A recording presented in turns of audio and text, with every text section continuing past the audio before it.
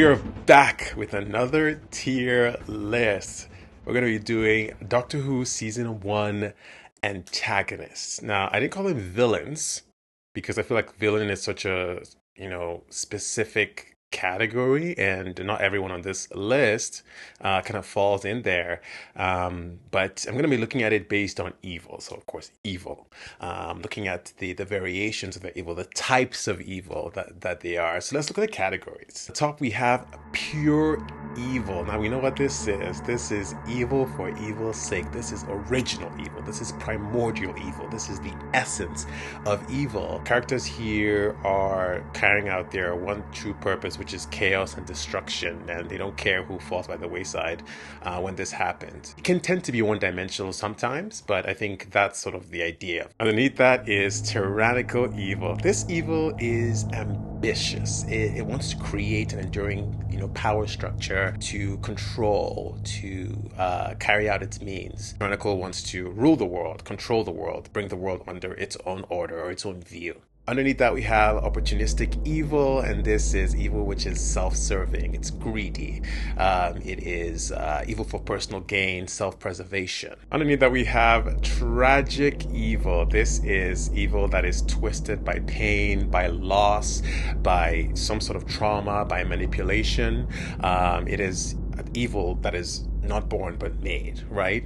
It is evil shaped by sometimes tragic, sometimes traumatic circumstances. And last, we have justified evil. This evil is rationalized. Oftentimes, this type believes they are the hero and they believe they're doing good, but ends up going too far, basically doing the most. This category also includes characters who believe they are just doing their job, or who are programmed to just do their job, but people get hurt in the process. So first we have the Nestine consciousness. Now, the Nestine consciousness, the story was that they lost everything in the war, and we're looking for invading the Earth in order to, use as food. The doctor had said Earth was dinner to them. So they had a very specific purpose. They were very interested in self-preservation. They wanted to preserve themselves. They wanted food. They didn't care who was hurt in the process.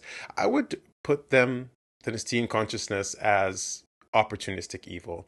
They were seizing an opportunity to preserve themselves. That was their main goal. They are opportunistic evil for sure. They're right here. Next, we have the Lady Cassandra. Okay, so Cassandra is interesting because obviously she has quite a messed up worldview, but ultimately, as it turns out, she was in it for the money, manufacturing a hostage situation in order to get the payout. It was all about the money. It was all about personal gain for Cassandra, and the doctor even alluded to that. He said, all these years, and it still comes down to money. It's still about the money. So that is clearly an opportunistic, character here. So it's going to go right there. And okay, moving on to the Gelth. Now, the Gelth in the void, and we're looking to they were looking for bodies. They wanted to come into the world through the cadavers, and they initially came in as a plea, as a pity thing, and then we realized that they had no intention of just stopping at a few. They were way more, and they wanted to take over the whole earth, but in order to just survive. So I would still put them as self-preserving. They wanted to exist in the world. They wanted corporal physical forms. They had a specific intention, which was to preserve themselves, to exist. And so they also fall under opportunistic evil as well. Moving on to the Slitheen. The Slitheen, once again, had a goal. They were very interested in, they wanted to destroy the earth, sell it for parts. It was greed. It was about making money for them, surviving. So they're opportunistic evil. Moving on to the Dalek. Now, as you can see here, I have the Dalek and I have Emperor Dalek as well. I'm going to call this the Lone Dalek because this is a very specific Dalek and a very specific, series of circumstances. The Dalek as a whole can be seen as, of course, as pure evil, like pretty evil. But this Dalek went through sort of a tragic story in having the DNA of Rose and all of that mixing in and feeling things, having new feelings, and not just kind of hardwired for hate or for destruction or for chaos. There was a little bit more there revealed, and that sort of that ending sequence there had noted he wanted freedom. I think freedom from its purpose and what it was hardwired to do, because it was confusing and there was so much. There was a very complex character and episode that was going on. So I think this character, starting out as kind of pure evil, as pure antagonist, in a way one dimensional in that sense, but there was an opportunity for them to be sort of redeemed, and for Rose to be also trying to prevent the Doctor from actually killing the Dalek, tells a lot about how we're supposed to feel about the character. I would definitely put this lone Dalek as a tragic evil. Um, Even in spite of all the things that he had done, there was a redemption sort of arc that it kind of had there. And moving on to the Jagrafess. I have the Jagrafess here, and I also have the editor. So I missed the editor last time, so I had to include the editor here. The whole intention was to use the news, use the media to control and shape humanity for a century. And that's exactly what it was doing. So here you can see that the Jagrafess was establishing a new world order, shaping the world to its view and to what it wanted. I think I noted that they were crushing doubt and dissent. It was sort of a very small and surgical ways of controlling people over time. So it was establishing a structure. It was logical. It was manipulative. So definitely, this Jagrafess is, to me, tyrannical evil. Again, it wasn't just about destroying the world or causing complete chaos. There was an order to it. It was a particular system by which the Jagrafess was ruling, was controlling. And that definitely is under tyrannical, for sure. Now, the editor. So this editor was very clear in its intention. So it was editor working under the Jagrafess, the editor in chief. But this editor was, very concerned about money, right? He said, I think Rose made a comment about he was human, and he said being human doesn't pay very well, right? And had noted that he was representing a consortium of banks, all of that stuff. So there was a lot of financial, motivation for the editor here, and of course, self-preservation as well, because it was either that or fall to the rest of humanity being controlled, being enslaved in that way. So this is definitely opportunistic evil. The Reapers. So the Reapers are very interesting because, first of all, we don't hear anything from them. They have no dialogue. They have no conversation. But we are told, or there's exposition about them through the Doctor, saying the reason they're here is because time was damaged, and they're here to sort of, I think he said, sterilize or close up the wound, and and they were doing that by consuming everything in there. So they're the classic example of just doing their job. And even though our heroes, in this case Rose and the Doctor, have a mission, the Reapers were also doing their mission, which is establishing or reestablishing the way time was supposed to be. So this is a very clear example of they were just doing their job. They were justified in what they were doing. It wasn't even a case of good or bad. It was just, this is how it's meant to be. So this is clearly a case of justified evil.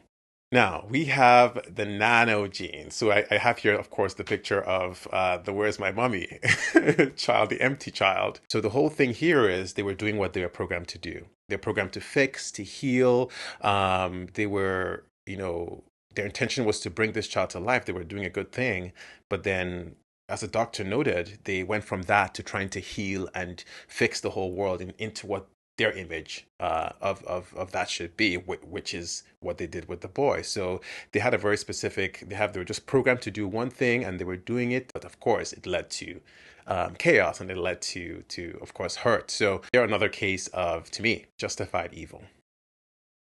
Moving on to Blonde. Now, see, we have Blonde as a separate character here, of course, because Blonde, of course, has an episode of her own, apart from the Slitheen episode. Now, it's easy to just kind of slot her into opportunistic evil, but it's a little bit more than that. I mean, her character had a whole sort of roller coaster doing Boomtown, and it was very interesting to hear from her perspective, making comments like, her family basically led to her being who she was, where she grew up. You know, the whole thing with nurture versus nature, evil being born or made. There was a lot of redemption possibility here with her, and that's kind of where they led to. And her conversation with the doctor was very interesting about, if I'm capable of being better, I can do better. If I had different circumstances, I would have been better. And that's kind of what led to, of course, with the heart of the TARDIS and being given a second chance. So it's very interesting. It's like, you're a killer because you were born to be a killer. She had made a comment about being 13 and being forced to kill by her family. It's like the family Sladine created villain Blonde. In many ways, I think Blonde is a tragic evil. I think she was manipulated to be who she was. Yes, she still made her choices, but I think the idea about giving her a second chance with the heart of the TARDIS was to say maybe she would grow up in a different family or different circumstances and have a whole different perspective on life. And so I think that definitely tragic evil. Now, last and the least is Emperor Dalek. Of course, this is the big bad of the season, and coming in the finale. I mean, Emperor Dalek is just what are you gonna do? What are you gonna do here? This is the utmost evil. This is the essence of evil.